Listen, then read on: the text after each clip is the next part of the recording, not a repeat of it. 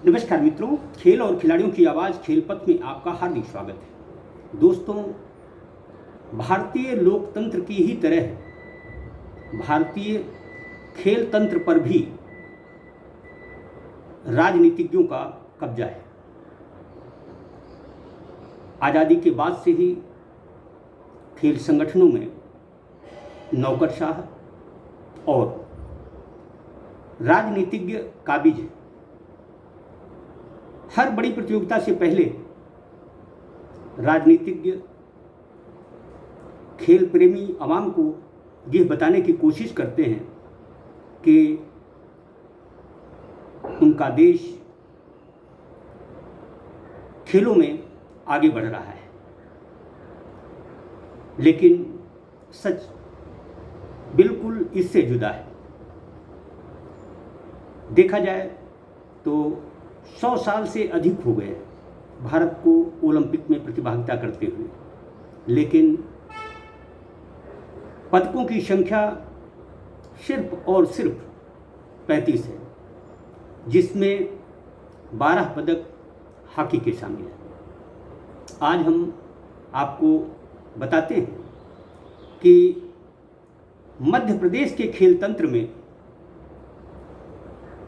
किस तरह माननीय मंत्री, विधायक और नौकरशाह कब्जा जमाए हुए हैं। इनके रहते हुए भी प्रदेश की स्थिति खेलों के मामले में खुशहाल, अच्छी नहीं कही जा सकती। पढ़े लिखे युवा जहां नौकरी के लिए धरना प्रदर्शन कर रहे हैं, वहीं राष्ट्रीय खेल हों या स्कूली खेल, मध्य प्रदेश की स्थिति 10 सर्वश्रेष्ठ राज्यों में भी नहीं है। हम आपको बताते हैं कि पिछले 1.5 दशक में अधिकांश समय भारतीय जनता पार्टी का शासन मध्य प्रदेश में रहा है। खेलों के नाम पर न केवल खेल बजट बढ़ा, बल्कि और भी सुविधाओं में इजाफा किया गया, लेकिन मध्य प्रदेश के खिलाड़ियों, प्रशिक्षकों, शारीरिक शिक्षकों को कोई लाभ हुआ, यह है चिंतन और मनन का विषय है।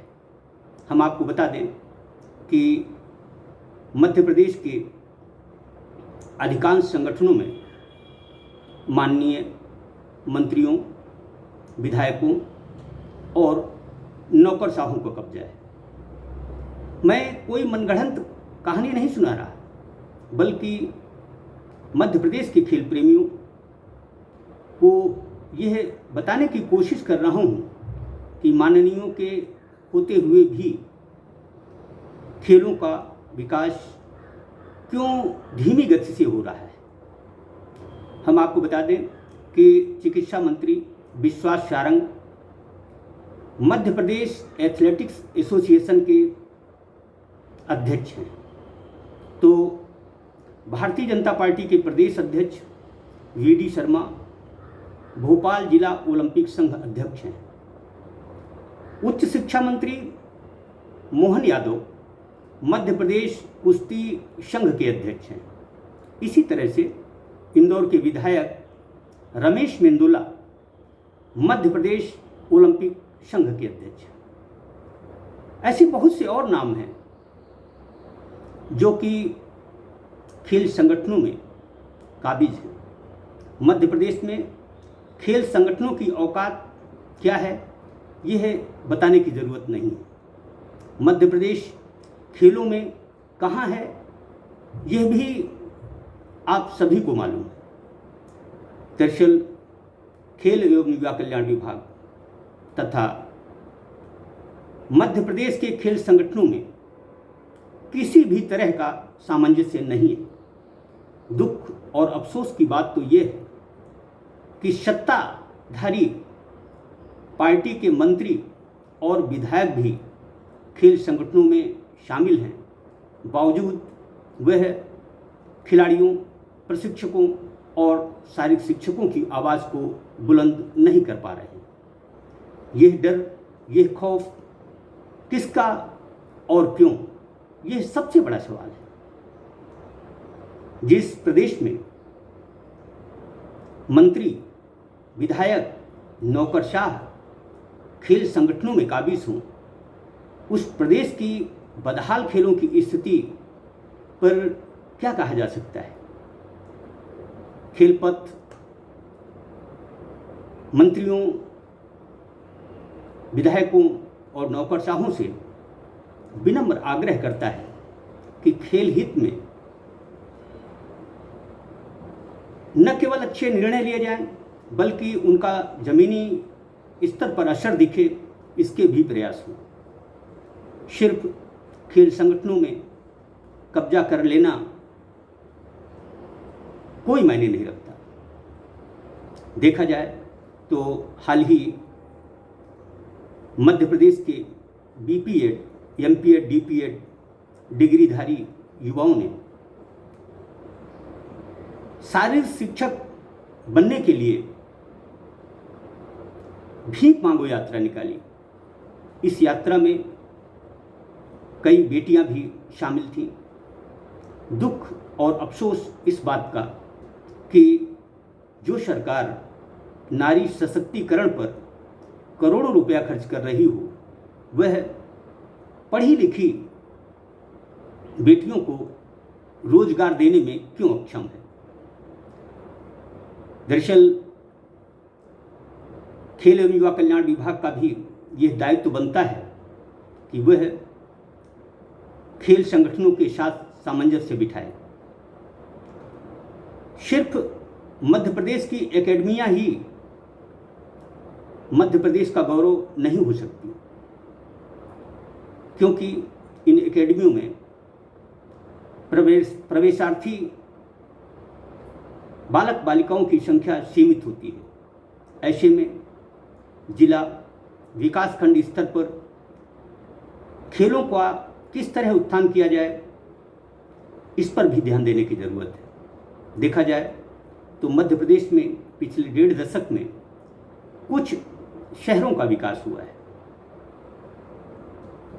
जहां प्रदेश की प्रतिभाएं हैं, वहां खेल अधोसंरचना हो या खेलों का विकास, कुछ भी नहीं हुआ है।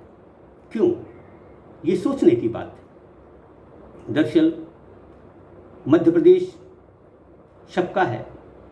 मध्य प्रदेश हर क्षेत्र की तरह खेलों में भी आगे बढ़े, इसके लिए माननीय मंत्रियों, विधायकों और नौकरशाहों से विनम्र आग्रह है कि वह समूचे खेलों की कायाकल्प बेशक नहीं कर सकते, लेकिन जिन संगठनों में वह पदारूढ़ हैं, उन खेलों का भला, उन खिलाड़ियों का भला तो किया ही जा सकता है। यदि हम खेलों की भलाई नहीं कर सकते, तो मैं समझता हूँ कि खेल संगठनों की राजनीति या खेल संगठनों पर पदारूढ़ रहना कहीं से भी उचित नहीं है। मैं खेलपथ के माध्यम से एक बार फिर से विनम्र आग्रह करता हूँ कि खेलों के साथ राजनीति न हो। खिलाड़ी, प्रशिक्षक, शारीरिक शिक्षक सम्मानित और सुविधाओं के बीच अपने कौशल को प्रदर्शित कर सकें, इसके प्रयास करना हर मध्य प्रदेश वासी का कर्तव्य है। मंत्रियों और विधायकों का तो और भी ज़्यादा, क्योंकि वह शिवराज सरकार के चेहरे हैं, ऐसे चेहरे हैं जिनसे पब्लिक को उम्मीद है, विकास की उम्मीद है।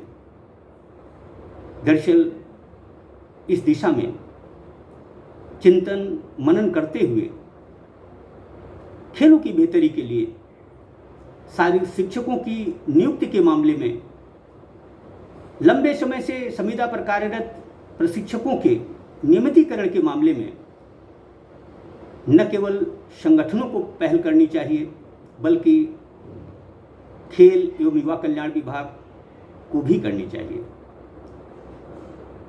उच्च शिक्षा विभाग हो या माध्यमिक शिक्षा विभाग, शिक्षा विभाग की खेलों में स्थिति भी संतोषजनक नहीं है।